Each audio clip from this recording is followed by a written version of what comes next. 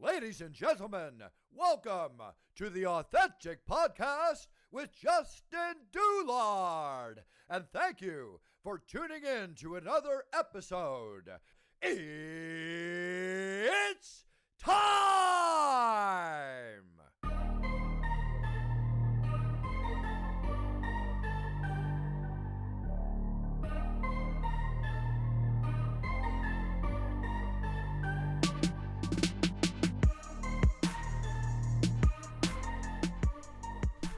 Well, Keenan, long time no see. Welcome back. Thanks, man. It's good to see you. You too, bro. Happy New Year. And thank you for coming by. Yeah, thanks for having me. Yeah, I did want to lead off and say this too. I don't know if you hear this often, but you kind of like portray someone who is always happy. Like you never seem like you're in a bad. Do you get that a lot? Yeah, I've heard that a lot. I don't know. I feel like sometimes my toxic trait is positivity, if that makes any sense. Like too much positivity? Yeah, because even in situations where it's like nobody could be positive here, I like find like that little bit of positivity. I don't know. It's just the way I've always been. Yeah, I wanted to say that to you. Even if you are in a bad mood or if you're not super happy, you don't paint that picture. Yeah. You always look like chipper and like little affects you. So yeah, I mean, everybody gets upset from time to time. Including myself, but it's pretty rare, I'll say. It takes a lot to really get to me, really get me in a bad mood. So, I'm the same way. Yeah. I don't know if I smile as much as you, but I'm the same way. So yeah. Well, are you ready to get back to the city? Yeah, man, I miss it. I mean, it's good to be home. You know, it's good to see family, friends.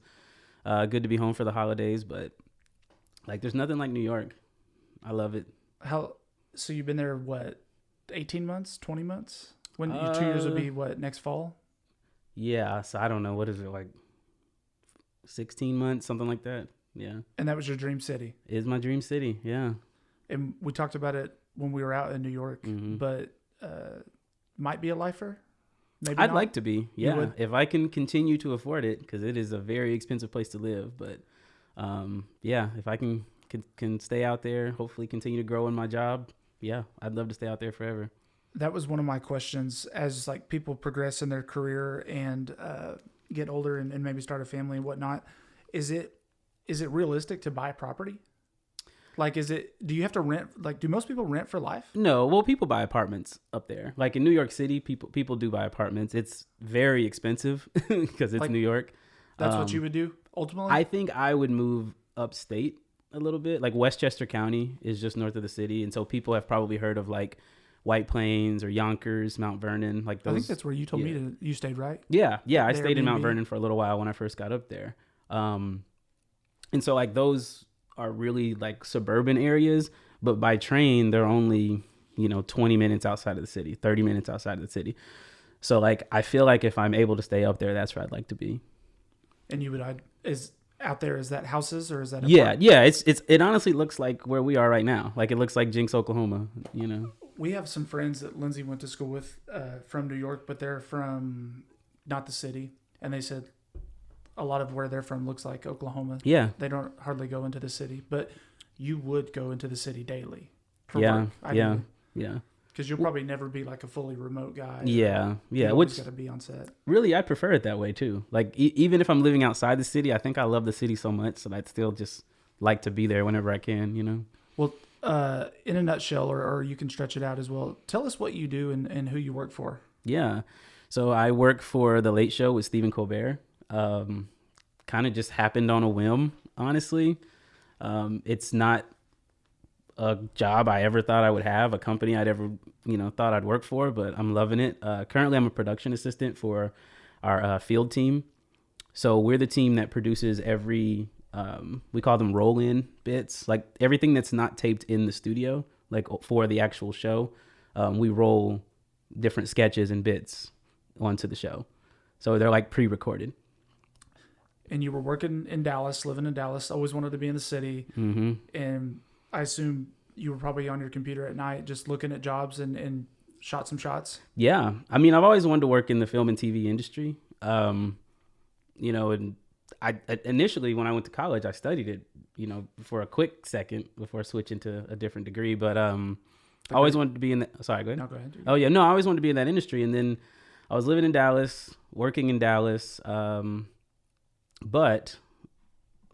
movies are my thing. So Dallas has like a really big independent like film community. And so I was like, well, I love movies so much. My hobby is to always be at the movies. So let me try to work in the movies. And so Dallas, they have like a film commission, and they have a website where they just post every independent job that's coming to the city, over the next X amount of months or whatever it is. And one day I applied to work as a production assistant on a little short film down there. And that's really how I got my start.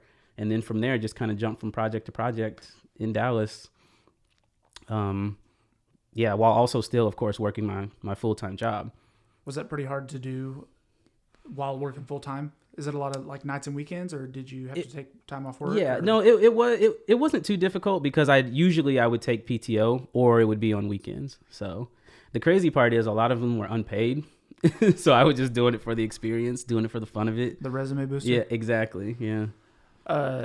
So then you were applying for jobs in the city. I guess was the one you applied for, the Stephen Colbert show, was that surely not the only one you applied for, right? No, I probably applied for. Were you just blasting 100 jobs? Were you really? Yeah, just probably from 2000. Let's see, I moved to Dallas in 2017. So from 2017 to 2021. Well, no, 22 really. So like 5 years. I was just applying every month or so. I'd apply for 4 or 5 jobs, some in LA, some in New York, some in Chicago, just like the hubs. Yeah, Atlanta, just like looking for, a big time opportunity. And the one that I got was The Late Show with Stephen Colbert. That's awesome. Yeah. Did you have any other interviews before that, or this was the one you got and it was This was the only major film or TV company to call me back. Like, I applied for so many jobs, and this is the first and only one that ever got back to me. And didn't you say that you told me some ridiculous number that like there was like 1,500 applicants in like 3 positions? Yeah. Am I close? Yeah, that's what they told me. It was like between like 1,000 and 1,500 applicants. And you never really knew exactly how you got there? Yeah, I mean, being sweet. I guess so. I really don't know what it was. Yeah, I guess it was just something about me. Yeah, I wouldn't ask either. No, like why'd you hire me? Like, I don't want to know. I'm here. So. Exactly. I'm here. That's all that matters. So yeah. Tell us what your day-to-day looks like. Yeah. Well, that's kind of a loaded question because it changes every day. And you like that? Oh, I love it. Yeah. If we have like a shoot day, generally we'll have like a super early call time. So like, for instance, if our call time is, which for those who don't know, call time means the time that you have to show up for work. So if your call time is 7 a.m., me as the production assistant, I usually have to show up about 6 a.m. So an hour ahead of time. Just so you're waking up at what, 4:30? Yeah. Yeah. If it's 6, I'm usually up by 4:30. Yeah. Taking the train from Brooklyn into Manhattan to the show. But I'll get there early. I'll usually make sure that we have several copies of our call sheets, which are like the names of everyone who's coming in for the day, several copies of the script, several copies of the schedule and what we're going to be shooting that day, and, so on and so forth. Make sure all that gets set up. Since it is a television show, we do have interns. And so the interns kind of assist me with, just kind of getting everything set up for the day. Go get your coffee. Exactly. Did it really? Not every time, but it has happened. Not just mine though. Sometimes everybody's coffee. Okay, so day shoot days. Mm-hmm. You're up there at 6. Mm-hmm. So depending on the type of shoot, some shoots might only be 2 hours, and then some could be 17 hours. Am I just 17 hours? Yeah, it just depends on the day. Yeah, Holy depends shit. on the day and what we're shooting. So, and am I wrong or correct in that this is the marketing for the show? No, it's not the marketing for the show. It's essentially we're shooting a short film for the show. I can actually show you some examples of what we've done. Yeah, pull it up. Yeah, I'll do that right now. Is it like a recap of the show or like a preview? No, it's a separate bit. Like, yeah, Okay. It's a separate bit. So it's like sometimes like here, I'll show you. Hang on. Like we rolled a bit. Like for those of you who don't know, the film and TV industry had been on strike from May through September. Yep. And so there was like no new television shows. And so we did a bit where it was a spoof on reality TV because that's all that's been on is reality TV. So it's kind of like, Now, I admittedly don't watch a ton of late night TV or TV in general, but during that break, so all the people, just no work, no shows. It was just off. Yep. The entire industry was shut down. Coast to coast. Yeah. Yep. And and we can dive into that too, but you think that strike was beneficial? Yeah, I mean, absolutely. Because it was for workers' wages. Yeah, initially that's what strikes are. Yeah, for, right? yeah. Initially, it was the writers. The writers went on strike first. For wages, for protection against artificial intelligence, for making sure that their residuals, that they're compensated correctly when it comes to residuals. Because I did see like some of the big guys with like Netflix showing their checks and stuff. From shows exactly. From 20 years ago. Well, yeah. Well, the way that TV used to be, it was all network. Or even if it was cable, it was all just coming on TV. Like one and done. Yeah, like one and done. Well, not one and done, but even if there was like a rerun, writers would get compensation for those residuals. But with the way streaming is now, the compensation for the residuals is different because you might have someone who watches, the same episode of, let's say, The Office, for instance. My parents. Okay, see, they might watch that same episode on Netflix or something over and over. Weekly. But that writer is not getting the same compensation for that because it's not on like a schedule. Gotcha. Like it would be in syndication. But, you know what I mean?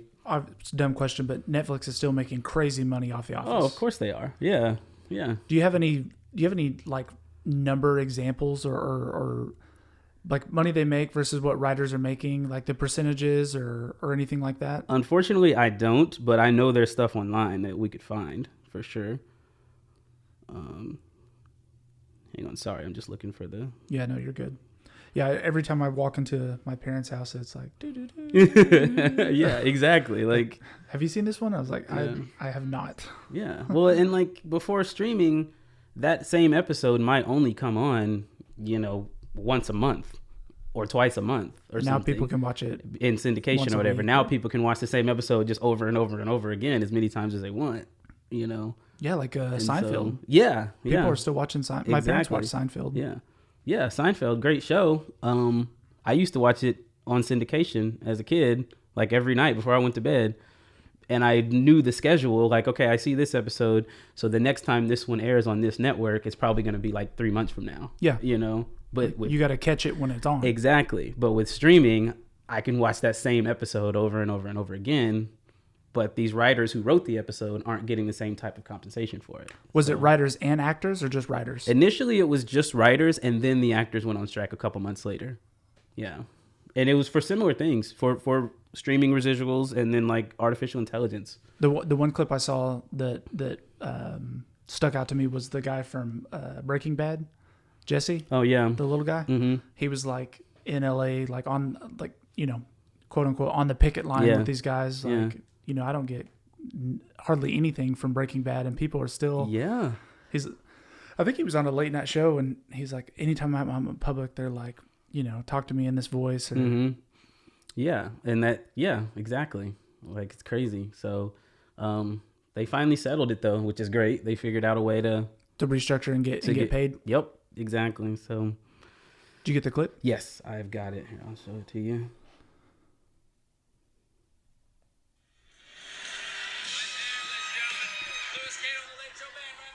So Stephen is gonna introduce the clip, and then you'll see it. We have a surfeit of riches for the people tonight.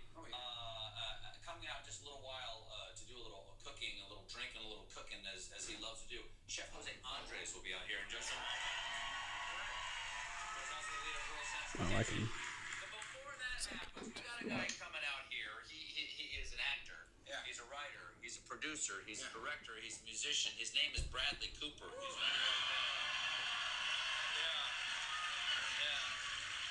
Is that the actor? Bradley Cooper? Well, he's not in the bit, but that's who he's talking about? Yeah, he was a guest that day. He's a big Eagles fan? Oh, yeah, he's a Philly guy. He's born and raised. Yeah, die hard. And I said to her, what the hell just happened to us in there? Wow. Like, it's such an emotional journey. Really? It's absolutely beautiful. It's like a tone poem. It's a tightly told love story. It's extraordinary. I just cannot recommend it enough. It's one of the most beautiful movies I've ever seen. Please go see Maestro. Wow.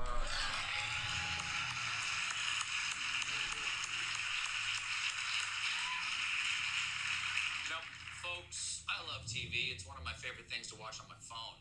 That's why I'm so happy that both the Writers Guild and the Screen Actors Guild have been able to end their strikes and TV shows can resume production. Now, unfortunately, exactly, I agree wholeheartedly.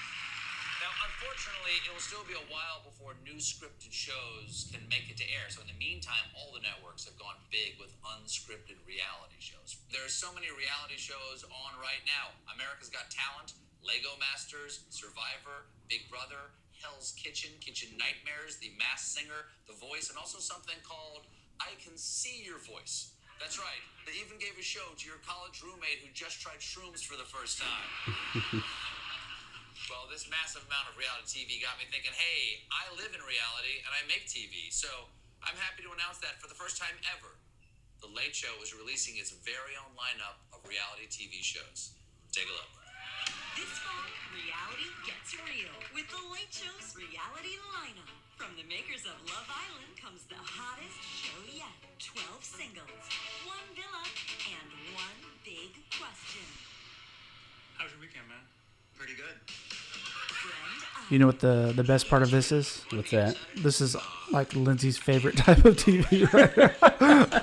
And that's exactly why we spoofed it, because it's everybody's favorite type right now. Oh, man. Lindsay loves all any of the corny dating on the beach, any of the Selling Sunset. Yeah, that's why we spoofed it. It's crazy. All that garbage. So popular. So what's your role in this right here? I was a production assistant on that. I was the team production assistant. What does that mean? So there's... Break that into layman's terms for someone who's never even seen a TV camera. Yeah. So basically, in most productions, like most films and TV, but in most productions, it's kind of the entry-level job on the team. So like you're kind of... On my team, for instance, you have your producer... you have your supervising producer, you have your producer, you have your associate producer, production coordinator, then production assistant. So like there's just tiers. It's just tiers of your position. But essentially you just kind of answer to everybody on the team as the assistant. Okay. And then like me being the assistant, the only people that answered to me were the interns. So yeah. You're the intern boss? Yeah, exactly. So if you could if you could apply for any job right now on the show, like, what would be your dream job on this show? Dream job, or like, what are you trying to work up to on this? I'd like to be like a line producer or like supervising producer, probably. So you always want to be behind the camera. Yeah. I want to produce. I don't want to direct. I would love to write as well, and I have written some things, just nothing that's been produced yet. But producing is the dream goal. And you would like to write as well? Yeah. When you say you've put stuff in to write, you guys have a team of writers, and then they take a review at it and they pick certain ones? No, not for the show. Just personally for me. Yeah. Just kind of like tucked away in your notes on your phone? No. Like I've written like a couple of feature film scripts and then a couple of short films. For the ones in Dallas or in New York? No. Just for me. Like I just wrote them in my free time. Gotcha. Yeah. Nothing associated with any of the productions I've worked on. Just so like one day you would maybe like to put that to life. Yeah, absolutely. Kind of like a singer who's got it tucked away. Yeah. If I can get some money or if I can just sell a script, like I don't have to be the one to make it. If I can just sell it, I'd be happy. How do you even go about selling a script? You have to have an agent, a literary agent. So it's the same process as like if you're an actor. Like you want to do is just money. Of course. You got to spend it to make it. Exactly. So you realistically probably wouldn't get an agent until you were like, I'm ready to roll. I'm ready to like commit a lot of time and effort into this. Not necessarily. You just kind of have to rub some elbows and meet people. That's really what it is. You think you got some good stuff in there? I've got some good stuff. Can you tell us? I don't want to tell it. I don't want to give anything away. I don't want to give anything away. I don't think anyone's going to steal it, but you can't give us a little basis of anything? Is it comedy? More like dramedy. dramedy. More like you were just earlier. We were talking about Bradley Cooper being an Eagles fan. So have you seen Silver Linings Playbook? I have not. Oh well, I was gonna get. That's the example of like the tone that the films that I've written are kind of going for. Okay. Yeah, very similar to that. I don't even know how do you begin writing a movie? You have to. Well, I don't know what other people's process is, but you have to. I feel like you have to have seen a bunch of movies. Number one, You just got to be a movie buff. yeah, and you have to have read a bunch of scripts, which I've done. So I've always been intrigued by the movie business on how should I word this? Like movies that were made that I wonder if they thought that it was not going to be a really big hit. They were kind of shooting for the stars. Like, I don't know. In my mind, I see Dumb and Dumber as a movie that I don't know what it was like when they made it, but that they were like, this could be really stupid, or it turned out now it's like a timeless classic. Yeah.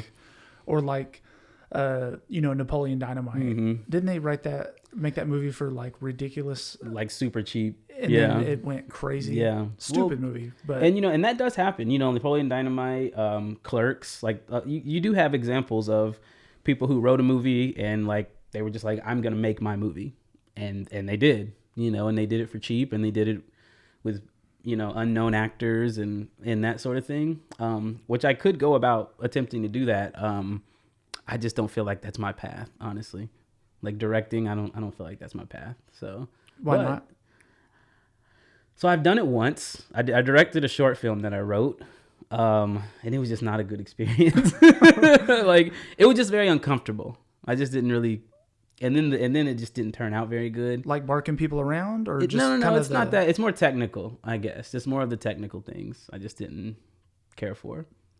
So, can you kind of tell us a little bit about how the actual show is written for Stephen Colbert? I know that's not necessarily your bread and butter, but how they get what they put on the daily night show. Yeah. I mean, the news is a big part of it. Sure. We have a news research team and we have a news footage team, which the footage team is actually the team that I worked on when I first got there. But you watch a lot of news, read a lot of news, and if something is happening big in the news, usually it's politics. Of course. Right. That's easy bait now. Yeah. And if we think that we could potentially make fun of it, I guess. So everything?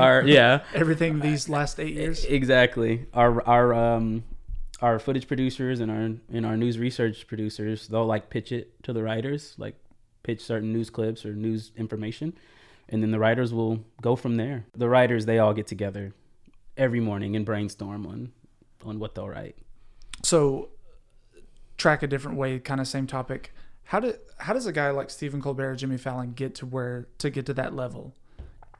Like what do you know his history? Like, was he in stand up? Was he in the TV? I don't know much about him. No, same with Jimmy Fallon, for example. I don't know a ton about his backstory besides I think Jimmy did stand up, correct? Mm-hmm. Yeah, Jimmy was a stand up. They have different backgrounds, and then still ended up in the same place. But Stephen Colbert, he went to Northwestern in Chicago. Okay. And then after Northwestern, he started working for Second City.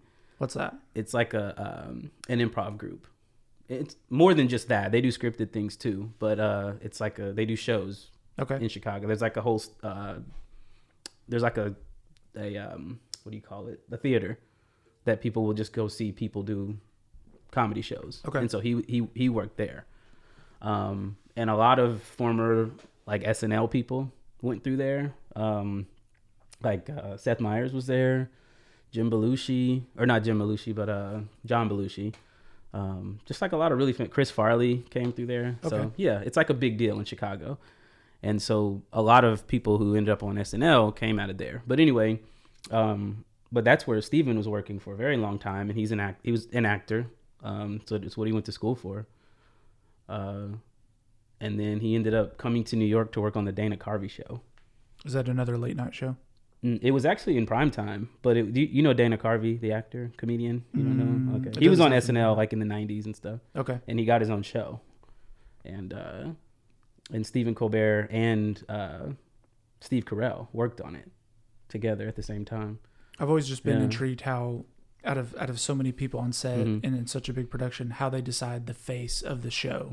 Because Jimmy Kimmel took over for someone else, correct? No, Jimmy Kimmel was his own show. He never. No. Excuse me, Jimmy Fallon. Oh yeah, Jimmy Fallon. Yeah, took over for Jay Leno. Yeah. I wonder how they decide that. How you kind of get to become that guy. Well, Just a multitude of. Well, prior to that, he was on Late Night, Okay. which is the show Seth Meyers is on now. Okay. So Jimmy Fallon was already waiting in the wings, I guess you could say.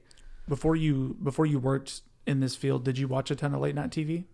I did. You yeah. did? So yeah. you've always I been- grew up in a household with no cable. So so late at night when I was going to bed, I would watch like the Tonight Show. Channel 3, 6, 8. Exactly. So I'd watch the Tonight Show with Jay Leno or the Late Show with David Letterman.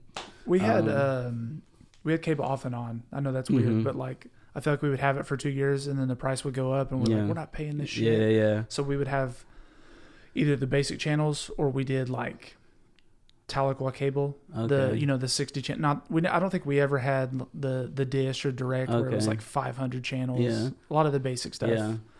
No. But now I don't have cable. We haven't had, but we do a lot of streaming like everyone does. Same. Yeah. But like for your field of work or your shows, I watch a lot of the YouTube clips. That's my jam. Yeah. So And that's what a lot of people do too. Yeah. You're not the only one. So I rarely will I watch the whole show, but I tune in mainly for the guests that they have on. So like I would go watch Bradley Cooper, or The Rock was on.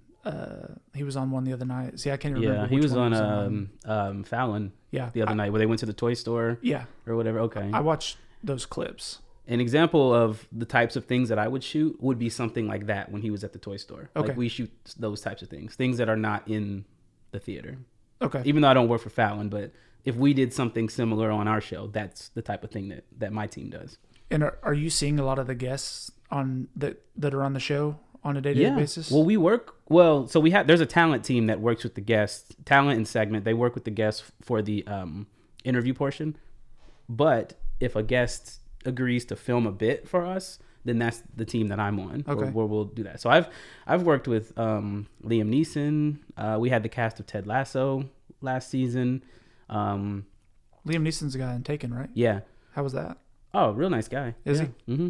Is he? Because he kind of has his niche of this superhero action guy in his films. Is that anything like how they are in person, or is that all just? He didn't seem like that to me. I mean, he wasn't. I mean, he was just very chill. Yeah. Came in, filmed his bit, and then said thank you and left. I don't watch a ton of movies, but the ones I do watch are old. Mm-hmm. I watch a lot of repeat. Okay. Yeah. And I did watch Taken the other night. Yeah, it's a good movie. He's good in it. Yeah. And then that one where he was ice road trucking. Did you ever see that? No, I didn't see that. He was one. chasing guys, but he went across Alaska or Canada chasing people on frozen ice. What is he, a cop or something, or what? Man, I can't. He was similar stuff. One of his people gets taken away. He's got to rescue somebody. Okay. It's all the same storyline, I feel like, but he's really good. Yeah. He's always good, and he was good on our show. He came on and filmed a bit for us for St. Patrick's Day last year. Okay. Because obviously, everybody knows he's Irish, and so yeah. Is Is he from Ireland? Yeah. Yeah, he's got the accent and all that. But dude, a lot of those actors that are from European countries, they can mask it really well. Oh yeah, it's crazy. Who's the guy? Is it Sons of Anarchy? I've never watched Sons of Anarchy. I've watched bits of it with Lindsay and my friends. I'm pretty sure he is European and mask. There's just anyways, a lot of people can mask it to Christian Bale. He's the one that does it. And he has a different accent in every movie. But I feel like Americans can't really do that well. No, it's so crazy. It's weird. We're such bums. Well, I think it's because over in Europe, they go to conservatory and study Shakespeare and all this other kind of stuff. A lot of the actors that we have here are just I'm going to move to LA and TikTok. And yeah, exactly. And just do it, And so a lot of them don't study acting, Do you have any other experiences with some of the people on set that you were really fond of? You like Liam, anybody else that really stood out to you? Have you ever seen Everything Everywhere All at Once, the movie? No. Okay. Do you know what it is? Have you heard of it? No. I'm maybe the worst person to talk to, it sounds like, right now. So last year it won Best Picture at the Oscars. It also won Best Actress, Best Supporting Actress, Best Supporting Actor, Best Original Screenplay, Best Director. It won everything. Okay. Well, what's the name of it again? Everything Everywhere All at Once. Everything Everywhere All at Once. Yeah. Okay. But it was directed by these two guys. Both their names are Daniel. Okay. I think it's Daniel Kwan and Daniel Scheinert or something like that. But they came in and filmed a bit for us last year. Like they came in and actually directed and acted a little bit in a bit for us. And that's, anything that we film outside of the studio, that's my team. Mm-hmm. So I got to work with them, and they're, similar in age to me. I think they're probably 35, 36, something like that. So they're not like old guys. Just filthy rich.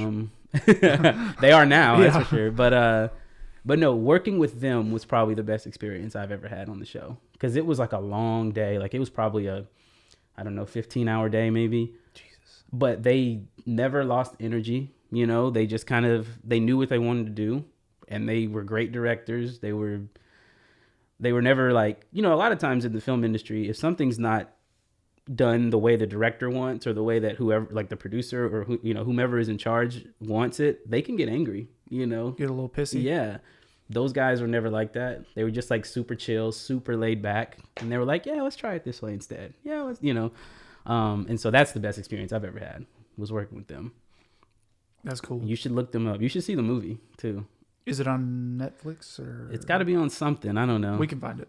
Yeah, I think it's on Paramount Plus. What's the storyline? What's the basis? I'm not gonna tell you. Really? I'm not gonna tell you. I'll You have to watch it. I will. You have to watch it. I will. It is a very different type of film, I'll say. It's not your standard 3-act cookie cutter movie. It'll make you think. It's good though. Okay. Mm-hmm. I will watch it, and I will get back to you. Mm-hmm. This is random, but it made me think of it when you started talking about all these awards that people were winning. What was your what did you think about the Chris Rock Will Smith deal? Almost 2 years later, we're still talking about this. I want to, because there's every time something happens, there's always a theory about stage, not staged. Yeah. So, do you have any type of take on that? Initially, I thought it was staged. Sure, because it was like that's never happened. Yeah. Right? Well, and then I guess on Twitter, someone had posted the like a clip of the broadcast from like another country where they didn't edit out Will Smith cussing at Chris Rock, because in the American, while watching it live, they had cut it out. On what do you mean they cut it out? Like they bleeped it on TV? They didn't even bleep it. They literally just silenced it. Like there How was did no. They do that? Well, it's there's like a delay in taping. Okay. Yeah, that was a dumb question. Yeah, sorry. And so when it happened, they like silenced it or whatever. But then on Twitter, there was the video of I don't know, the New Zealand broadcast of it or something like that, and you could hear Will Smith yelling and cussing at Chris Rock. That's when I knew it was real.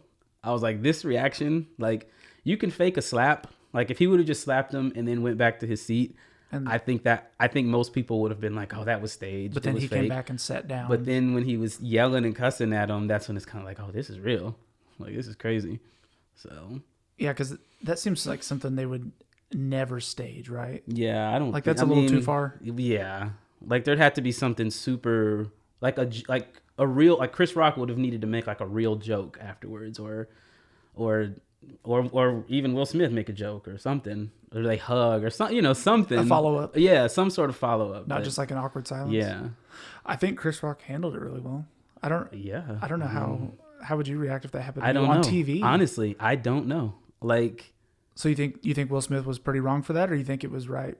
I mean, violence is never the answer, Good answer. Words do hurt, though. You know what I mean? So it's like, But it is a comedian, right? He's a comedian. But what he said obviously offended Jada Pinkett Smith, I guess. So, like, he shouldn't have said it. But like to me, I feel like Will Smith could have confronted him in a different way. Backstage, maybe. Yeah, backstage. Like, hey, bro, that hurt my feelings. Exactly. Or even if he felt like he needed to do something publicly, like he could have just said, "Hey, that's my wife. We're not gonna make jokes about her." Yeah, not cool. Yeah, exactly. But the fact that he just literally went up and slapped another man in the face. Pimp slapped him, yes. Man. So. And I think, well, obviously he knew, or mostly knew, that like Chris Rock couldn't have done anything back. Yeah. Because he's on like the focal point of a show. How many millions of people watch that? Oh, yeah. It's like what biggest was show of the night for sure. One of the top broadcasts broadcasts of the podium year. And just started fighting him. Yeah. Yeah. We literally could have seen a fist fight between two men on stage at the Oscars. That would have been like cool. had Chris Rock retaliated that way. But like cut the TV, cut the cameras. Yeah. And so I don't know. That was pretty wild. Yeah, I just was intrigued by it because as soon as it happens, within hours, there's dozens of conspiracy theories. Oh, yeah. It was staged, or Yeah. they're buddies, or Mm-hmm. they planned it. Yeah. But they've since rekindled, right? No. No? From what I understand, like Will Smith said that he's reached out to Chris Rock, to talk about it and apologize to him directly or And he whatever. was like, no. But yeah, Chris Rock doesn't respond. So. Which I understand that, you embarrass me like that. I feel like I don't know. I feel like Chris Rock probably still has some anger there. Yeah, for sure. So. Like, now we got to get on TV and I get to slap you back. Mm-hmm. Exactly. So, short questions list. Give me some misconceptions about the TV business. Big misconception about our show is that it's like live, So here in Oklahoma, it comes on at 10:30 at night. On the East Coast in New York, it comes on at 11:30. But a lot of people think that we record the show live right then and there, but we don't. But it's what, 6 hours earlier? Yeah, we tape at 5:30. Yeah, every day. And then the show goes into editing and all that kind of stuff. So it's almost as live as you can get without. Yep. When I know it's filmed live, how many outtakes are there with a live audience, or is it pretty seamless? Honestly, it depends on the day. Sometimes there'll be no mistakes, like just flawless. Like sometimes the show literally could be live, like if it had to be, If you want it, okay. Yeah. But then there are other days where, and then a lot of times, since we know that it's not live, sometimes we can pause too during the show. So like maybe Stephen will do his monologue, and then like we'll take like a break to like set up something else, and that break may take 10-15 minutes, and then when he is ready to go, we'll just act like he's coming back from a commercial and go on from there. Gotcha. So you ever have any well, I guess before we go, is there any other misconceptions outside of that? I think that's the Anything biggest one. The biggest one I can think of right now. Yeah. It's not like the news where they're out in the field with a camera. Is local news live too, or is it still it's pre-recorded by what, probably 15-20 minutes? Or is it ever I think really live? Honestly, I don't know. I don't know anything about local news now that you mention it. Because you'll drive by and you'll see the people at the accidents or at events and stuff. And I didn't know if that was live or if it's probably 10, 20, 30 minutes behind. Yeah, I really don't know. I imagine it's live. I've always thought it was live, but I really don't know. I hate the awkward pause when they switch. Oh yeah. They're like, we're out in the field, we've got Keenan, and there's like a 6-second break, and they're just that staring. that delay, and they waiting roll for in. yeah. So you moved from Dallas to New York City. You're from Sapulpa. Yeah, Sapulpa, Oklahoma. Unlike either. So, give me some of your big culture. You'd never been to the city before. Yeah, I'd visited. You did? Yeah. Okay. Yeah, I'd visited before. So you knew a little bit. Yeah. So, give me some culture shocks or I don't know, because you probably never rode public transit on a consistent basis before, right? No, never. I mean, it's yeah, not like you growing said, up in Oklahoma, you can't do that here. Yeah, we got a bus system, but Yeah. you won't see it for 40 minutes. exactly. Yeah. So you hit the streets and you move there. Give us some culture shocks or something that blew you away or something you loved. Maybe you're like, oh, this is nice. Something that like a culture shock that I love, like something that I didn't expect, is that you can get food whenever you want, no matter the time of day. There's a store or a bodega, as they call them in New York, on literally every corner. And so like every bodega has like a deli, and in the deli, there's every food you can think of, basically. Like you can get like chicken and rice, or you can get a hamburger, or you can get pizza, or you can, like, it's just kind of crazy that there's all this food at this one place all the time. We did that plenty of times in between meals, like if we wanted something light or if we ate dinner like early and we were still out late at night, because we did quite a bit, or as much as we could. That's a big reason we like going to Vegas, and my brother likes Vegas too. He's like, you can get the best food anytime. Yeah. I mean, like within close. Yeah.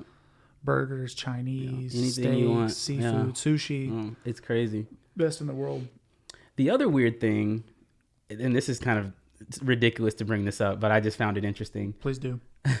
Liquor stores are open on Sundays, which here in Oklahoma, and then previously when I lived in Texas, that's not the case. Yep. And they also stay open till like midnight. And here's 9. Right? And here's 9. Yeah, here and in Texas, it's 9 p.m. I do think our laws have loosened a little bit, but Mm-hmm. when you and I were growing up, like I think now, I don't know about Sundays now. I'm not sure, but there's things have changed. You know, Mm-hmm. when you and I were like in college too, we couldn't even get 6-point beer. Yeah. Remember, you had Yep. to drink 3-2. Yep. Yep. Unless you got it from a liquor store. Yeah, Yeah. true. But And yeah, in the then- grocery store, that's all they had was Bud Light, Budweiser. The good stuff, right? Yeah, exactly. No, and then I remember, I think we really don't drink a ton. I haven't been to a liquor store in forever, but you couldn't get cold drinks, or you couldn't get a mixer at the liquor store. Mhm. It's probably not, Yeah. like you could, like if you want Jack and Coke, Mhm. you'd have to go to the convenience store to get Coke. Yeah. Yeah. I think that's changed now, but Yeah. I remember a lot of liquor stores would have like a Coke machine like right outside Yeah. the store to like get around it or whatever. But There's- yeah, I remember that. There's one in Midtown that used to be my brother's house, and it's a liquor store, and then they put like a little saloon swinging door, and then in the other side was soft drinks. Oh, okay, yeah. But it was a separate store, Yeah, that's quote the unquote. way to get around it. So stupid. yeah. I lost my train of thought there. What were you talking about that? I lived in North Dakota. North Dakota, Minnesota. They have, I don't know if you've ever heard of this. I thought it was weird, but they have their bars, it's called an on and off sale. Do you know what that is? No, never heard of that. I hadn't either. I saw the sign and I was like, I thought it was an auction at a bar. I was like, what's an on and off sale? So on and off sale is a bar, and then when the bar closes or when you leave, you can buy liquor to go. Oh, really? Yes. Wow. Okay. So it's like if you went to a bar Yeah. and a liquor store, like you can't take a margarita to go or your gin and tonic in a cup, but you can buy a bottle of liquor after you leave. That's insane. Yes, it is. Wow. And it's called an on and off sale. Yeah. And it might have been like when the bar closes for like an hour. Okay. I don't know. It was weird though. Well, you know, I don't know what it is in Oklahoma now, but when I was in Texas, and then it's the same way in New York, you can like get a cocktail from a store to go. Like they just put like a seal on it, and so you can walk New York with a drink, no, if you get it to go, it has to like stay sealed. but you can take it back to your house. Yeah, like they'll give you a cup, and then I say stay sealed. It's just like a normal plastic cup. Yeah. And then they'll put a lid over it, and then they'll like tape the lid. So it's not like something that's gonna keep you from getting into it as you walk home if you don't want to, or if you want to or whatever. But They can't monitor that. yeah, either. They've exactly. got bigger fish to Yeah. fry. So that's a thing. Like if you can go to any, go to a Mexican restaurant and say, hey, let me get a margarita to go. They'll give it to you. Like I feel like you can do that here now too. I could be wrong. I think like when the pandemic happened, oh, people wanted their yeah. booze, and so people were like delivering it and taking it to go, Yeah. trying to make money where they, couldn't make it anymore. But Mm. you go to like Las Vegas or New Orleans, you can drink anywhere. Dude. Oh, like yeah. the hospital, the Mhm. bank. Yep. You ever been to New Orleans? Yeah, I love New Orleans. I do too. Yeah. As a visitor. Yeah. Oh, yeah, same. I Yeah. think of New Orleans as like Vegas with culture. Yeah, that's great. That's a great description. Yeah. It's kind Some of that soul. same vibes. Yeah, as far as like the drinking and just partying all the time. But then you actually have like cultural sites to see. There's Yeah, history in some New hit- yeah. Orleans. Yeah. Not just casinos and Yeah. strippers. Yeah, exactly. Yeah, I love New Orleans. That's my favorite style of food is Cajun seafood. Oh, so. yeah. Nice. And then the people down there are just hmm super nice and super wild. So Yeah. How was the seafood that you had in New York when you visited? Because you got like a po' boy or something. Y'all were going to go eat. I'm trying to think of, because we ate a lot. Okay. It was So- right after you saw. Oh when we yeah, went yeah, to, yeah. We went to we just did like a basic fish and chips, Oh, okay. which Oh, in so my it was opinion is just- hard to mess up, but yeah. it was good. Okay. We had. So we wanted to go to is it Luger's? Peter Luger's? Oh yeah, Peter Luger's in Brooklyn. So yeah. we wanted to go, but I dropped the ball like I do a lot. Didn't get a reservation, and it was kind of far away. Yeah. So we were going to try it, but we stayed in that pocket of, God, you could tell me where we were at. Y'all were in Midtown. I Sure. know that, but I don't know. y'all were near Madison Square Garden, right? Yes. Yeah. So we stayed in that pocket because we went to the Peloton studio with Lindsay, Mhm. spent some time there. We came back and we had the UFC fights at the Mhm. Garden that night. So we wanted to stay fairly close. Mm-hmm. So we went to Keen's, Keen's, I don't know. Keen's Steakhouse. So when Oh yeah, you told me about it. Yeah, yeah. it looked very similar to Peter Luger's, Mm-hmm. kind of the same setup dynamic, Mhm. very old. I mean, you turned the block and it was right by our hotel. And I was like, hey, we don't have a reservation, but we'll get there like door open. And there's only 2 of us, so we could sit anywhere. Yeah. So we get there at 5 and had a seat. We got right nice. in. It was really, anyways. Do you recall where in the city it was? Like what street? Oh God, I could pull it up. Oh no, it's okay. I was just curious. I can look it up later. But. No, I'm not even great with directions in my own town, city. I've gotten better, but people, all the locals, when we'd ask them, they take the 7th and 36th, and then I was just like, I'm gonna pull up my phone. But well, I'm really good now. Like Manhattan is really easy to figure out because it's a grid and it's just north south.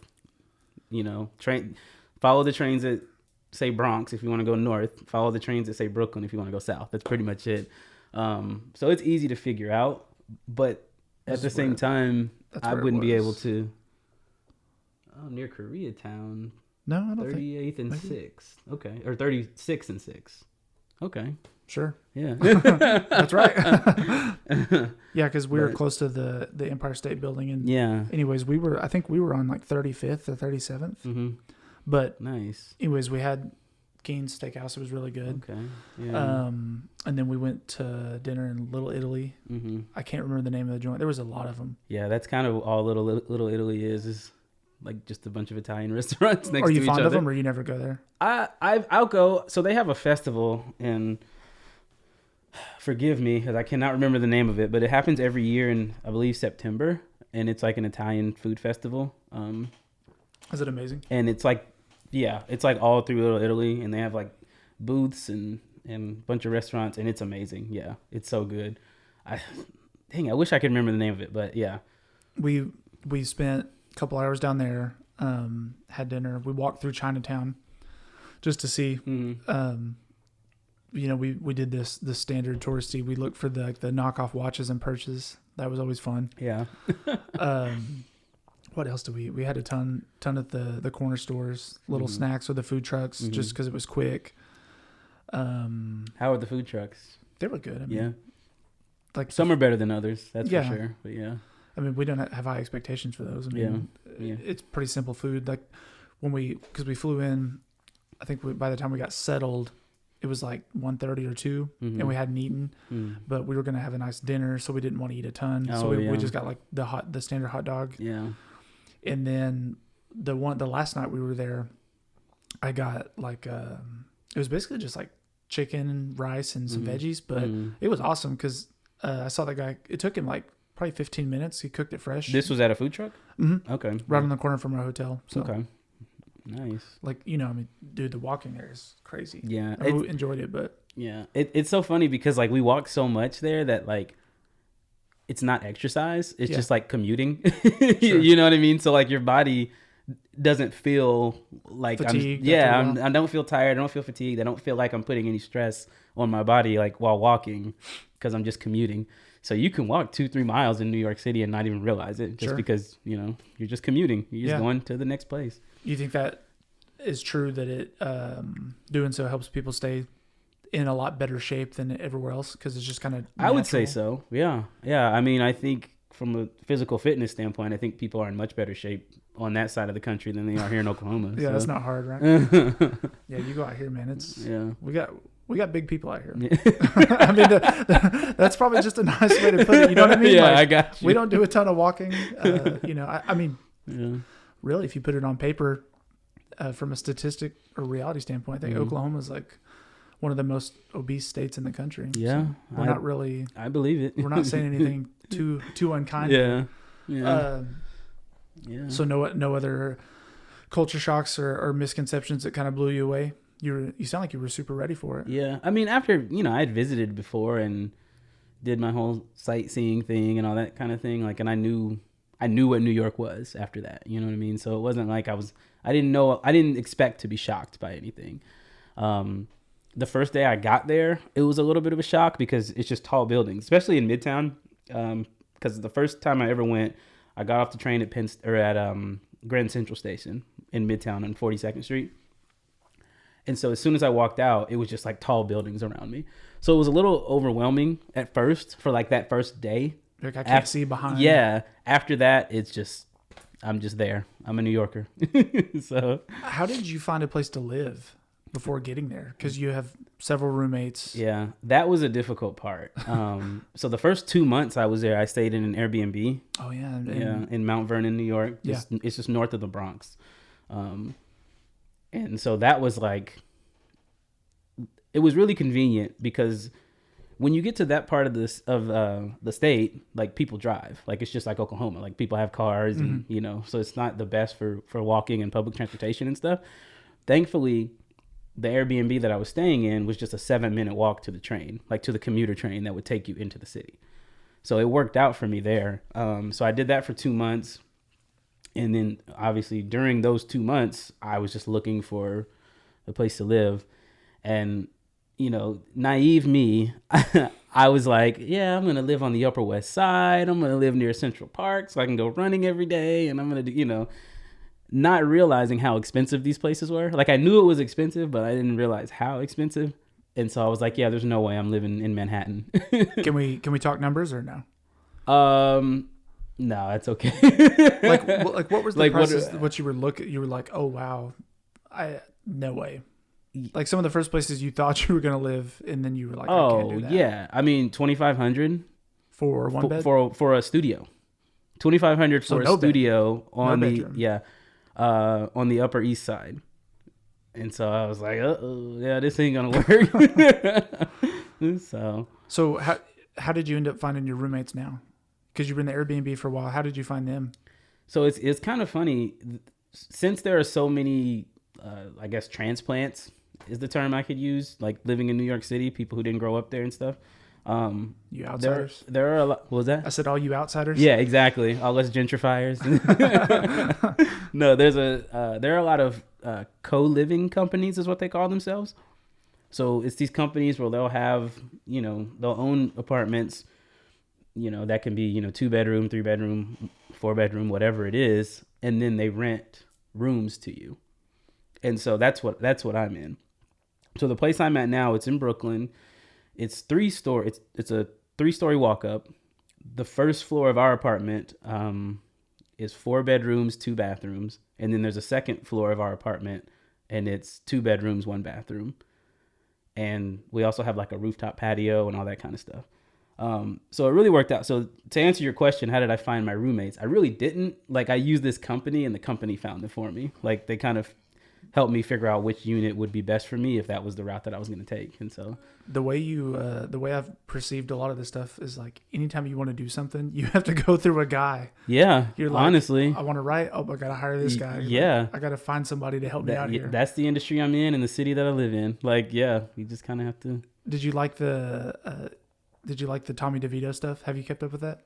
Not too much. I mean, I know he's the quarterback for the Giants, but you haven't seen all the stuff online with his agent? Oh, yeah. I have seen that. Yeah. The Italian descent. Yeah. It's really funny. Yeah.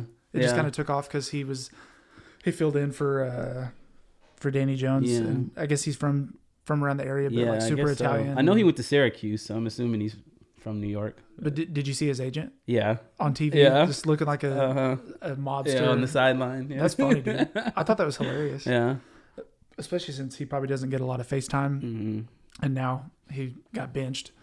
He kind of ran with that opportunity. Oh yeah, Tyrod Taylor was playing the other day. Yeah, he got Tyrod. I think it was against the Eagles. Mm-hmm. They pulled DeVito and put Tyrod in. Yeah, because he was struggling. That's kind of one other. I wouldn't call it a shock, but that's one thing I noticed about New York is that, like, how do I say this? So here in Oklahoma, just say it. A lot of white people are just white people. Like you don't really hear too many people saying, oh, my Italian heritage or my, they don't really talk about their background.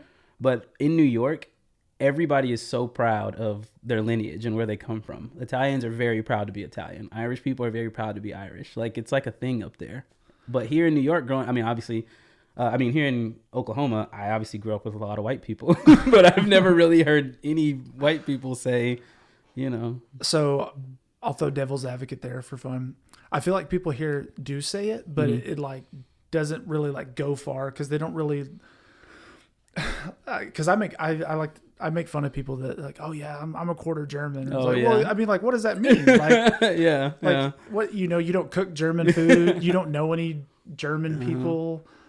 You know what I mean? I Yeah. feel like they are of that descent, but they cook it, they eat it. Their grandmother like lives there half the time, or their grandparents came from there. When people say it here, it's it's like the 23andMe results. Oh, yeah. You know what I mean? Yeah. Yeah. Exactly.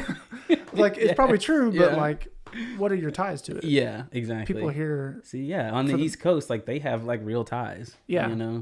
Like it's pretty. So when It's interesting. I like it. When people say it here, you're like, well, yeah. I mean, I'm probably 5% Portuguese too, but you know what I mean? Yeah. Yeah. That's funny. Basic white people in Oklahoma.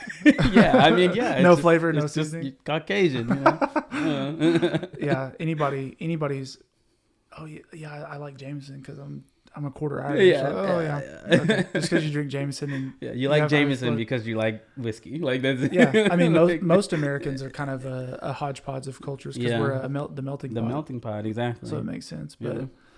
But as far as favorite restaurants and pockets you hit up there, what do you do for food? Do you cook? You probably cook a lot, right? I do cook a lot. Yeah. Because I imagine food. I mean, we ate out some nice places. It was kind of expensive, but I feel like everything's expensive now. So Yeah, I mean, with my job obviously keeps me pretty busy. they feed you guys a but lot. They do. Yeah, Good it's like a union thing. So crew has to eat and stuff, and so twice a week they actually feed us lunch, and then every day there's breakfast. So Nice. Yeah. So you could escape out with dinner only. For yeah, A lot. yeah, a lot of days that's what happens. So But you're doing the reverse opposite of what we do as far as like Midwest South. You're going to get food probably a couple times a week fresh, where we buy we're like Lindsay's at Sam's Club right now buying boxes of stuff. Where you hit the market probably a couple times a week, right? yeah, And that's you have to do that. yeah, yes and no. I mean, you can buy in bulk. Like there's Costco up there, and so Is it really? Mm-hmm. Where at? In Brooklyn, or I don't know. Yeah, it's in Brooklyn. I've never been to it, but Brooklyn is very big. If you don't know, I like did it's not know. humongous. Like it's like the population of Brooklyn. I read that it would be the third largest city in America if it were its own city, But but it's it's just not. a It's borough, part of right? New York City. Yeah, it's a borough of New York. And that's just population wise. Yeah. Yeah. So, but anyway, so there is that in Brooklyn. And so a lot of people will order from Costco, like delivery. People will order from Amazon too, like groceries and stuff. Yeah, which is wild to me. There are several like small grocery stores in my neighborhood that I've been to that I'll go to every week or, for certain things. But over the past couple of months, I have actually become a big fan of like HelloFresh, Yeah. because it's We've just done so that before. easy. Yeah. Like they send me the box, I cook the food, I have the food. Like, Get home and chill. Exactly. Cook easy dinner. Yeah. So, but what you were saying about maybe going to the market 2-3 times a week, I did used to do that, but not so much anymore. Do you get a lot of these questions from all your friends and family when you come back? Oh, Like yeah. you live in a foreign country? Yeah. Yeah. Exactly. Because you haven't had much family visit, right? Or you No, I've had a few friends visit, but no family has really come up. But have you brought anyone out? Like you brought someone and they're like, man, I kind of want to move here now. Like, yeah, I wanna come I have a really good friend. His name's Luke. He lives in Dallas. We met in Dallas. He came up to visit me earlier this year, and like we hung out in the village, the Greenwich Village, like a lot because he just really liked the area. And every day he was like, yeah, I'm going to move here. I'm going to live in the village. Like, I'm like, bro, you're from Dallas. Like, you're not like literally the first day he was there, he was wearing cowboy boots. Was it really? Yes. And we were like walking great distances. And I'm like, don't wear these cowboy boots tomorrow.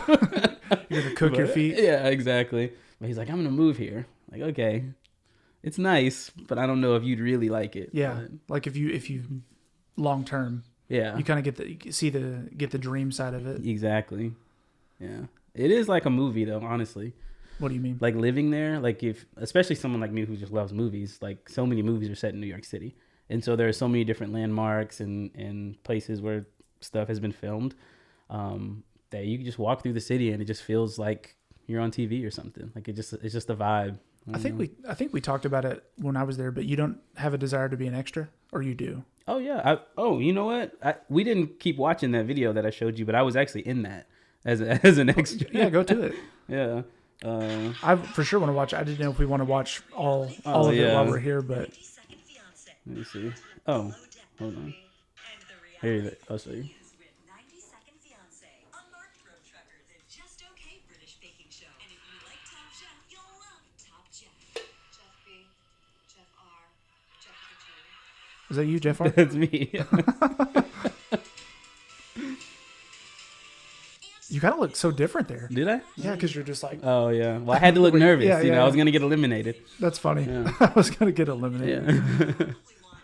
But Man, yeah, I want to been- be an so- extra so bad. Yeah, I've been a background in. Oh, I'm in this one too. Like you can see me, you can see the back of my head right there. On the Oh, right here? Yeah, Okay. right here on the left. Yeah. So That's like funny. I'm since I work on this team, I actually do get to do background work quite often. Yeah. Do you just kind of raise your hand? You're like, I want to be in it, or they're like, do we need a volunteer? Yeah, it's happened both ways. It's like, hey, we need a volunteer, or it's like, Keenan, you're gonna be a background. What do for you this. think about the? I guess, to my understanding, the how am I trying to say it? Like the blossom or the blooming of film in Oklahoma, right? Oh, film yeah. in Oklahoma's kind Yeah.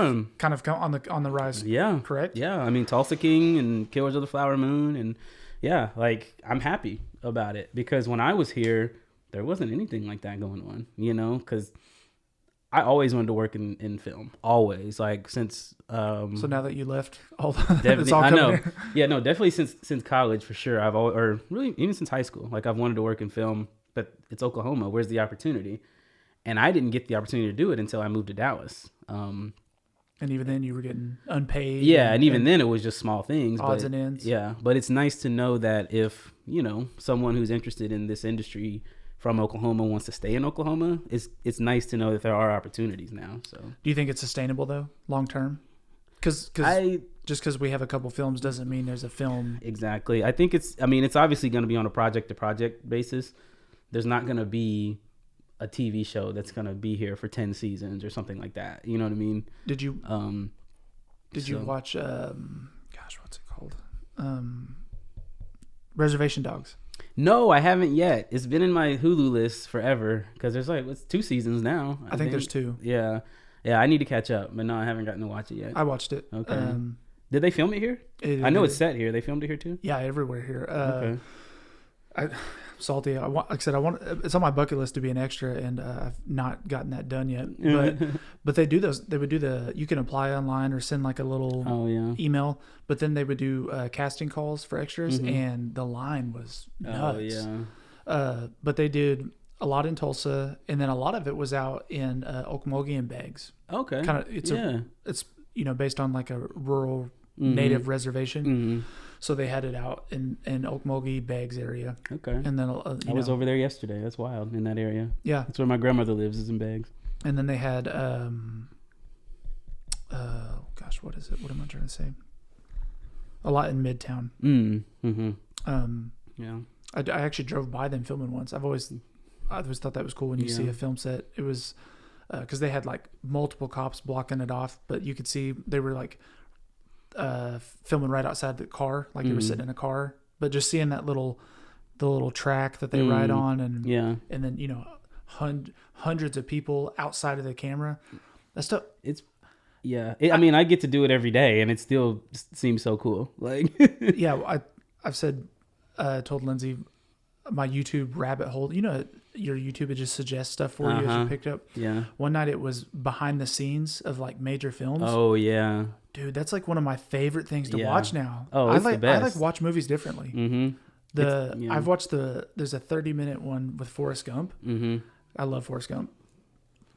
I've watched that 10, 12 times because it just blows my mind, these little scenes, and there's 24 people behind this big light, this camera, or little scenes that I thought were like very easy, and there's huge I don't know what you would call it, like what's the white sheet where they block light.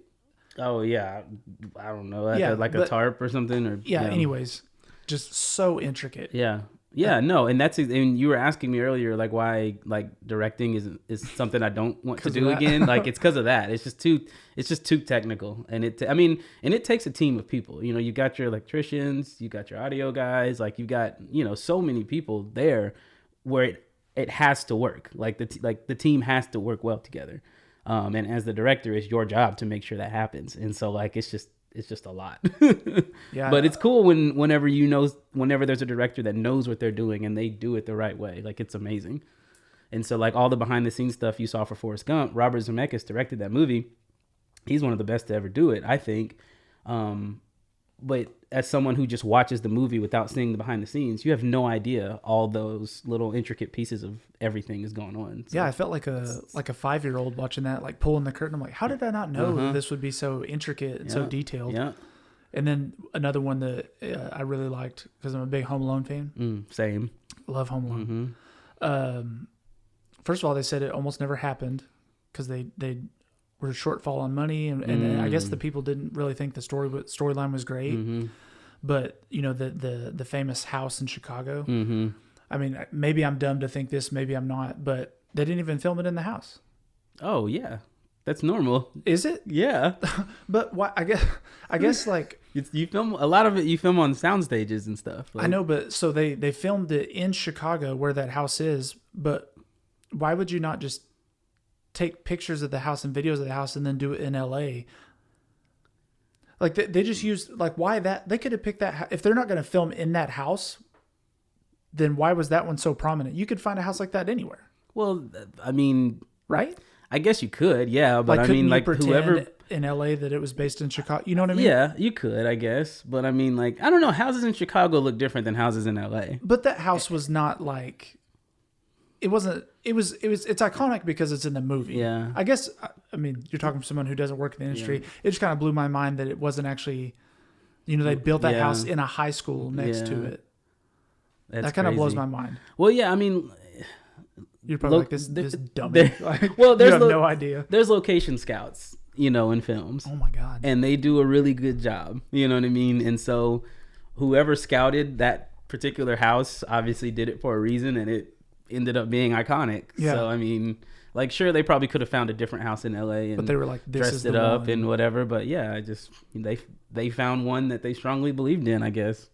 Yeah, apparently that movie almost never happened. And then I think at the time some of those actors were not super popular, and I think they're worried they didn't have a key star outside of Macaulay Culkin. Well, that John Candy ended up being in it. Yeah, briefly, but yeah. Yeah, very short, right? Yeah, like 10 minutes, or probably whatever. Yeah, cumulative 10 minutes. Probably, yeah, in total, if that, really. I thought it was neat. So, growing up, did you ever? I don't know if it may not have been here when you were here at the Outsiders Museum. No, the museum wasn't here because when I was here. It's still relatively new. Yeah, like the house was yeah, but not the museum. I had Danny on the podcast. Oh, really? Yeah. Oh, that's dope. He's cool. Yeah, I bet. Yeah, I don't know. He seems dope. Yeah, he is. Danny Boy O'Connor. Yeah, yeah. I had him. I not a big Outsiders guy, or you know, I like House of Pain, but not like a super fan. But I remember reading articles about him, and I was like, man, this guy seems cool. Yeah, he built this house up, and I don't know if you know much about his life, but he loves Tulsa. Yeah. Well, I saw him on Kid 90, the documentary. Did you watch it? I did. Yeah. After I had him on. Okay, yeah. I saw him on that. Yeah. Well, talking about Tulsa. He loves Tulsa, man. Yeah. You know, he grew up in Boston, New York area, back and forth, I think. And then he was out in LA for a while, of course. But he settled down in Tulsa, and he lives at the Mayo. He's pretty open about that, but he loves it here. Yeah. I mean, I love it here, honestly. As somebody who grew up here, and I was here, you know, the first 26 years of my life. Yeah, you like know, 80% of your life. Yeah. Like, I love it here, too, but... Well, yeah, I would say you may have time now, or when you come back, the museum is definitely worth checking out. Yeah. As a film buff guy. Yeah, I'll check it out. Yeah, that movie had a bunch of stars too. For sure, yeah, like, right. Crazy. Tom Cruise when he was like 17 or something. Yeah, Emilio Estevez and Rob Lowe and all those guys. Like, it's crazy. And Francis Ford Coppola directed it. Like, Patrick Swayze. Yeah, Patrick Swayze. Yeah. And my point to that, what I was talking about, is that museum is cool. But what I thought was neat, and I asked Danny that if he knew, but they could have filmed that anywhere, in my opinion. Mm-hmm. But they filmed it in Tulsa. Yeah, yeah, that's true. That's a good point. Yeah, I had asked if he knew much about that and why they did that, but I think it made it what it is. But I was just kind of shocked because that was is that the 70s or the 80s? It was the 80s. Yeah. I mean, early imagine '83, I think. Something imagine like them in the '80s being like, "We're gonna go film this in Tulsa." Be that. like, Yeah. why? What's Tulsa? That was back when LA was like a lot different than what it is. So Yeah. Well, and that's back in the day when they pretty much only filmed movies in LA. yeah, that's what I meant. Like, yeah. there's no reason to go Yeah, anywhere you else. might have a few in New York, but back then it was like all LA. And now you have people, it seems like, branching out. Like, I clearly don't know a ton about the film industry, but like Ozarks was filmed in Georgia, I think. Was it? Okay. A lot of stuff is filmed in Georgia now. I Georgia's like did read a big time place. Because I think there was a big misconception for Ozark that was filmed in Missouri, Lake of the Ozarks, but they're like, no, it's at a lake in Georgia. Okay. Yeah. Yeah, Georgia's a big one. Louisiana's a big one right now. Is it really? Mm-hmm. Yeah. Why is it affordability? Yeah, that's exactly what it is. Yep. Just cheap. Mm-hmm. That's why everyone cheaper, everyone lives in Oklahoma. Yeah. Like you come back, like, well, I can buy this house for a third of the cost of anywhere else. Yeah. Your dollar stretches far. Yeah. So would you ever move back to Tulsa if a film opportunity was present? I don't know. That I love Tulsa, but you keep saying that, but I know, I right? love you guys. I love Tulsa, but New York is its own thing, man. It's just like it's like its own vibe, and I really love the vibe of New York City. I think if I did ever come back to Tulsa permanently, it would be like in retirement, and that's not to say that I'm gonna be like an old man. I could retire when I'm 50. Who knows? Where my life is headed in that that sort of way. But maybe then I'll come back. But well, last topic for me. If you have anything to cover, you can absolutely do so, and we can wrap up. But tell us your long-term goals. What is your you got any New Year's resolutions? Those are hot right now. Everybody, happy New Year's Eve. But any resolutions, personal or work, and then your long-term plan. It seems like you've got a lot in the pipeline and a lot of big ideas, and you obviously shot for the stars and got your job here. So what are your visions look like? What do your goals look like? Yeah. So in 24, as we've been talking about, my job at the Late Show right now is I'm a production assistant. And so it's kind of, I don't want to call it the low man on the totem pole or whatever, but it's not a very high position. Intern supervisor. Yeah, exactly. But it's an opportunity. And so I want to continue to grow from there. Even though my title is production assistant, right before we went on our hiatus for the holiday break, I was actually credited as an associate producer on a project. Nice. And so that's the first actual producer credit that I've gotten since I've been at the show. So now you can put that on your LinkedIn or your resume. Put that on my resume, keep it going. But so I just hope for more opportunities like that. I think as time goes on, I continue to work my butt off and just kind of prove what I can do. I'm hopeful and confident that those opportunities will come. And then, I love working at the show. I've only been there for, a short time, year and a half or whatever it is, but like, that's the best job I've ever had, ever. And I've had some jobs I really enjoyed, but nothing like this. Sure. So I'm really hoping that I can, just continue to do well and keep working my way up. The next season doesn't start until September. So we're currently in season 9 of the show. So season 10 will start in September. So, hopefully season 10, there'll be even more opportunity. But 2024, I think could be a big year for me personally, professionally when it comes to the Late Show. So, yeah. Anything personal?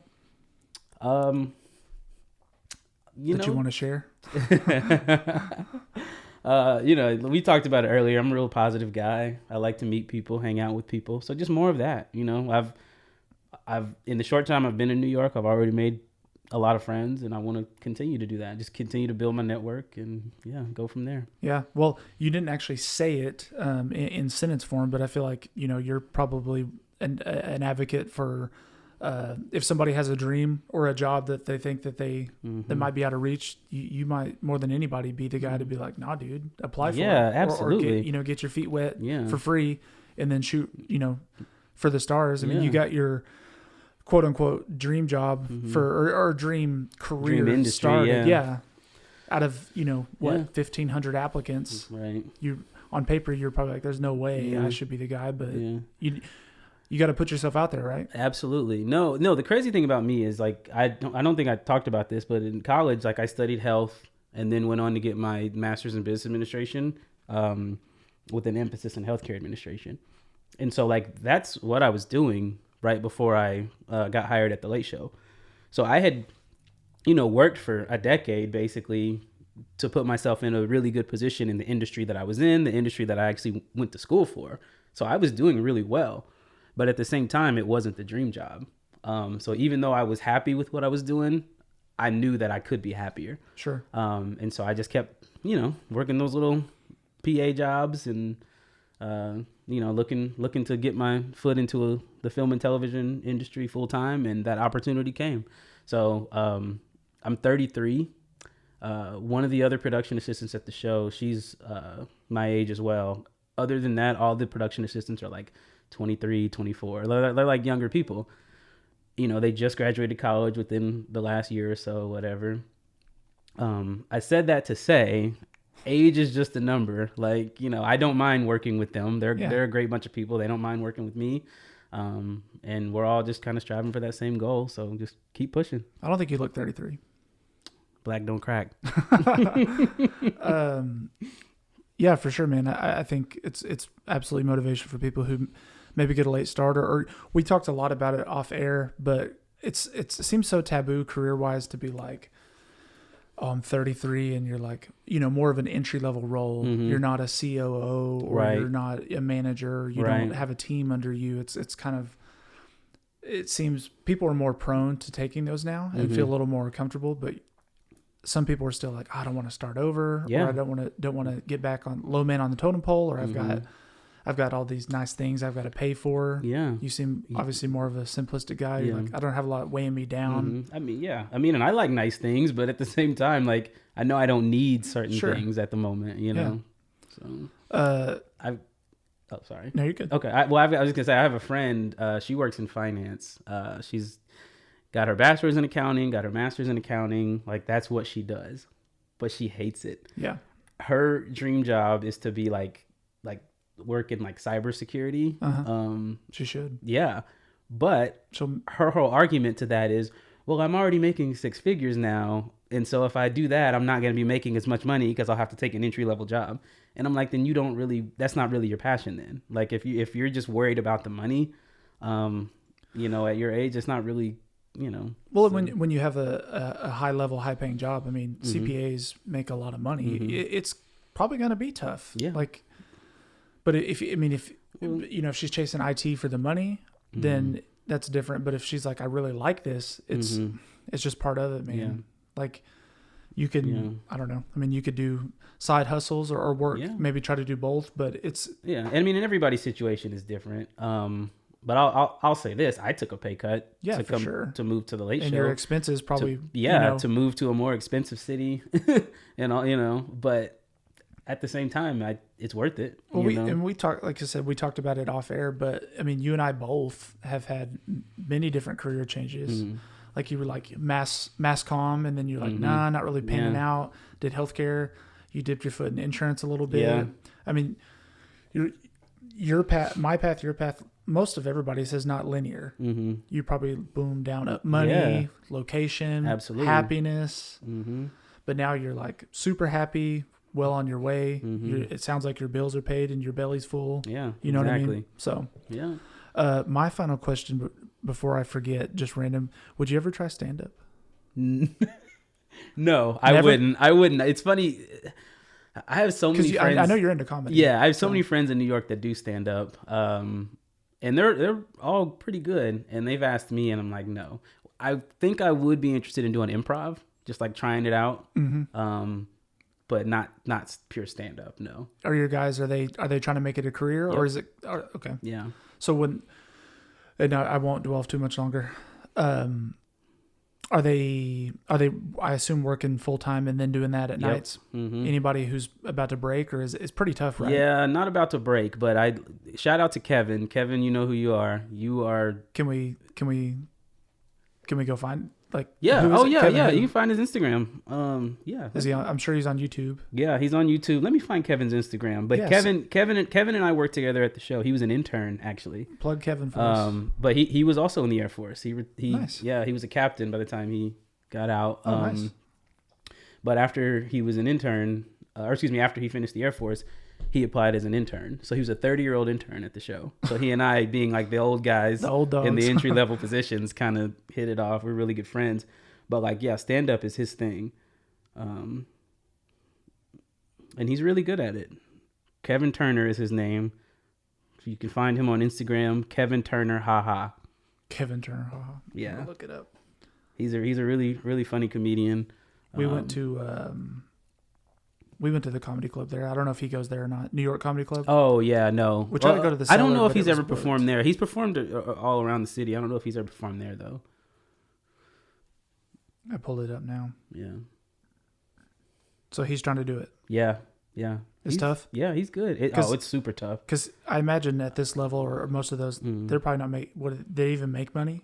They make money, but not. they? Yeah, but It's I like mean, probably break even. Yeah, probably. I really don't know. I know it's not much, but. Do you are you a Matt Rife guy? Honestly, I didn't even know who the guy was until he apparently started saying controversial things. Well, you know, so I can't really say I'm a. Sure. I don't know. He just said that, I mean, he's blown up even Mm. before that, but he said, 8 months ago, he was like, I almost quit. Nobody was at my shows. I almost joined the military. And I mean, he's huge, man. And Yeah. he's been doing it for a long time, man. I saw old clips of him from 8-10 years ago when he was like very young man. So that's how it happens, with a lot of people. Yeah, I don't know. but now for you. I'll never be a stand-up. No, Well, never that. Keenan, I really appreciate you coming on, man. It's been good to see you. Yeah, thanks like for you having said, me. it's since college, you don't talk to people a lot, but seen you twice in the past 60 days. Yeah. And then not 7 years before, but Yeah. thanks for plugging us and meeting up with us in New York and coming through here and Happy New Yeah, Year's, of man. course. And if you want to plug yourself at all on Yeah. your Instagram or anything, otherwise we'll cut you loose. Yeah, what is my Instagram? I don't even remember. But 'Cause yeah, you post your content on there, right? For I'll the put show a stuff little on there. bit. Yeah, I'll put some of the stuff that I've worked on the show on there. My Instagram is I Keenan1. So IKEENAN and then the number 1. Awesome. My Instagram, yeah. What? Yeah, please follow me. Please watch The Late Show with Stephen Colbert. We're the number 1 rated show in late night. We're nominated for the Emmy. The Emmys are I say next month, but really in like 2 weeks. And so, yeah. Next year. Yeah, hopefully we'll take home the crown. But Well, cool, man. Happy for you, and I appreciate you coming on and talking with me. yeah, can I say one more thing? Of course. Before we go? Go ahead. I don't know if you remember this, but the first day that I met you, it was in man. psych. It was in psychology, intro to remember psych psychology. or whatever it was. Fun class. Yeah. And you told me I looked like Soulja Boy. Did I really? Yes. You're like, you look like Soulja Boy. And I was like, thanks. That's awesome. Do you think that you do? No. I didn't think I did then either. But, That's but I was funny. like, all right, Justin. I don't remember that, but I don't doubt that. Yeah, you look like Soulja Boy. Okay. Yeah, because you sat in front of me, right? Yeah. That's funny. Yeah. That's funny. I do have a weird thing where I associate people with like, it's kind of like a weird talent. I feel like I see people that I know and I like attach them to a celebrity of who I think they look like. Okay. Who you got for me? Well, I'm for you. Oh gosh, you put me in the spot here. Oh, okay. Never mind. It better not okay. be Soulja Boy. No, apparently that's not good. Soulja Boy was cool. Come on. I guess at the time, what was okay. it, 2009 or something? Without giving me time, I'll do a quick one and say Mike Tomlin. Okay. That makes sense. You being like a football guy, a football fan. That's a quick one on the spot. Okay. And you can disagree or agree. I've never gotten it before, but If you give me more time, I could give you one. Okay. All right. But to be fair, I think in college you didn't have a beard, right? You were clean shaven. Yeah, in I was college. clean shaven in college most of the time. So give me a little bit of Soulja Boy there. A little bit. Yeah, and I was like super skinny, like way underweight. Soulja Boy is very as a skinny. 19-year-old or whatever. So yeah, I could. Okay. And I feel like you had a super clean haircut. Yeah, always had a super clean haircut. Yeah. And now I feel like you got the beard a little bit, a little more 5 o'clock shadow. Yeah, that's true. A little gonna- gray hold on. in the beard. It's crazy. I'm going to pull up Mike Tomlin real quick. That's a quick one. I'm gonna show you who I've gotten, and then I'll Okay. say it after I show you. But But Mike Tomlin's beard is a lot longer than yours, so.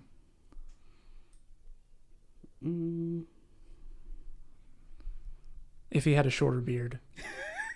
but that one's one on the spot, man. Oh my gosh. I mean, I've never got. So here's the thing. I've never gotten it before, but I've gotten Omar Epps. You know Omar Epps, the actor. That sounds familiar. Let me pull a picture. Well, he gets. What is he? What film? I mean, a bunch of stuff. Like, give me one. Juiced, Higher Learning, or not. Why did I put a D on it? Juice, not Juiced. Okay. A bunch of stuff. I don't know. But I'm comparing here. Well, the reason why I brought him up is because I've gotten him before, but a lot of people say he and Mike Tomlin look alike. Like they've made jokes about it. Like it's like really? thing online. Yeah. Okay. So when you said Mike Tomlin, it was kind of like, okay, I guess, because yeah. I need some credit there then. Maybe a little bit. I know this guy, but I couldn't tell you what films right off the bat. He's from New York. Yeah. Makes sense. Yeah, I guess so. What else you got? I'm going to show you. Hang on. Sorry. It's taking me a minute to pull it up. This guy, Chiwetel Ejiofor, he's an actor. He was in 12 Years a Slave and in a lot of other stuff. I get him so much. I would have never known his name, but I've seen a movie he's in. He's been in a bunch of stuff. Was he in a movie where... God, I'm so bad at the film stuff. I know this. Him and a woman get stranded together on... Like in oh my god, that sounds like any movie. Like they get stranded together by happenstance. They take like a private flight through like Alaska or something. No. Is that him? That's Idris Elba. That's the movie with him and Kate Winslet. Do they look alike? No. That's who I thought that was. They're both actors, so I thought that's who that was. They're both actors. They're both black. They're both British, but they don't look alike at all. But see, that guy. That's who I would have thought that was. No, I used to, for a brief time, I worked as a waiter, as a server at a place in Dallas. And every weekend, because I did like the brunch service, every weekend someone would come in and tell me I looked like Chiwetel Ejiofor. You should have. Every weekend. Like, never failed. You should be like, yeah, business is a little slow. That's funny. Yeah. So, anyway, that's who I get. I don't necessarily think I look like any of the people that I get, but that's who I get the most. So yeah, like I said, Mike was a quick one, but yeah, I don't have one for you. I'm looking at you. I'm just basic white dude in jeans. So no, dude, that is a funny story. I did not remember that, but that's hilarious. Yeah. Well, dude, thanks for coming through, man. I appreciate it. Yeah. Thanks for having me. Have a good one, man. Happy New Year, bro. You too.